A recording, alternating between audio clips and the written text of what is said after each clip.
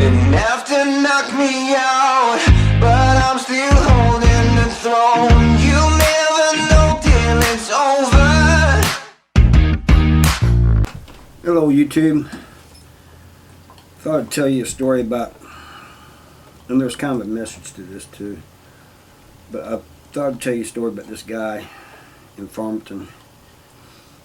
Now, when I got transferred to Farmington, they was sending a bunch of us from the walls down there, from MSP. And you spend like anywhere from 2 weeks to 4 weeks in R&O. Well, I went through all that, went through the R&O and thing, got up, and put me up the hill, and one of the housing units, population housing units. And it wasn't long. I guess I'd been there about a month, maybe 2 months. This young guy comes into the wing, and I didn't really think anything about him at first. Then he gets to talking to some of us about how somebody's pressing him. And I said, you know, what are they pressing you for? And he goes, this is my old Celly when I was in R&O. And he says, I owe him money. I said, well, do you? And he says, no. I said, well, then don't pay him. He goes, well, he's got a bunch of friends. And I said, so they're all pressing you? And he goes, no, he just has a bunch of friends behind him. And said I was going to have to pay. So, you know, a bunch of us telling him if he doesn't know anybody that he doesn't have to pay. But anyway, one day we're on the yard, and he comes up, and he says, there he is with all these friends. Days over a little bit. So we go over there, all of us go over there, and we're outnumbered, but that's not the point. The point is, a lot of guys that the other guy had behind him, I knew from the walls. And one of the guys over said, oh man, Harv. So me and the one guy, we went off to the side and talked. And he goes, man, he said, dude, young dude is saying that the dude on your side owes money. I said, for what? And he says, he told him he could get a couple of fudge rounds, and he said he went on out to the yard. When he came back, he said all of his snacks were pretty much eaten up.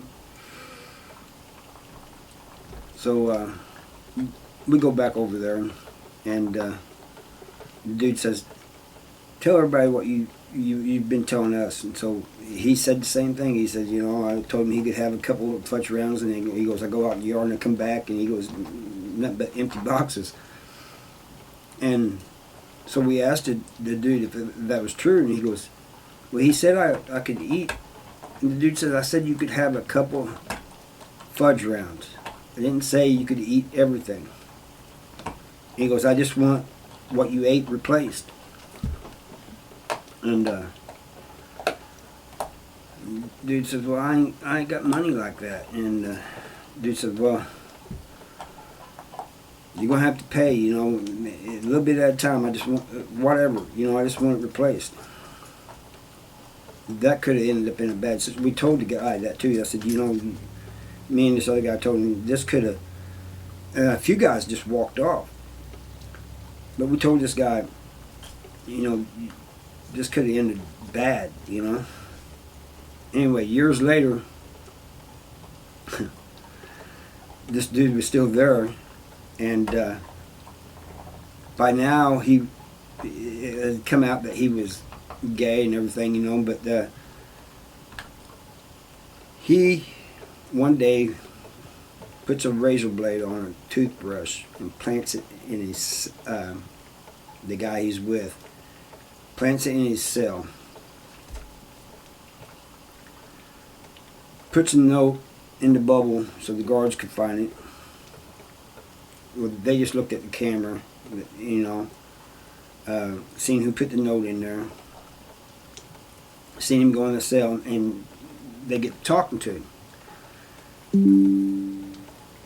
Well, he tells him, he finally confesses that it was him who done it. But he tells him that I was the one who gave him the razor blade, which was not, and I told him what to do, That's not true. Anyway, they send him to Crossroads, which is a level 5, and they send me to Potosi, which is a level 5 punishment camp. And you're in the hole there for 9 months.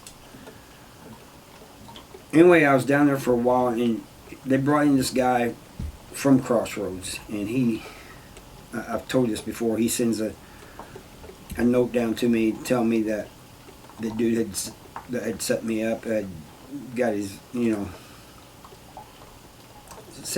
got put in a cell with one of his partners, and his partner had did a lot of things to that guy, in a bad way, and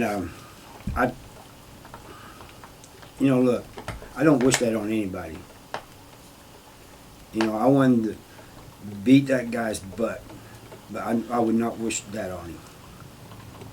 But it just goes to show that some people in prison, they're like snakes in the grass, they set people up, they do things, do this and do that, and it's all about them, and they don't care who goes down with them. So, but the thing of it is, when you go to prison, if you go to prison, don't be eating up people's food, your Celly's food, unless he says so, Alright, that's all I got for you today. Thank you for watching. See you next time. Bye.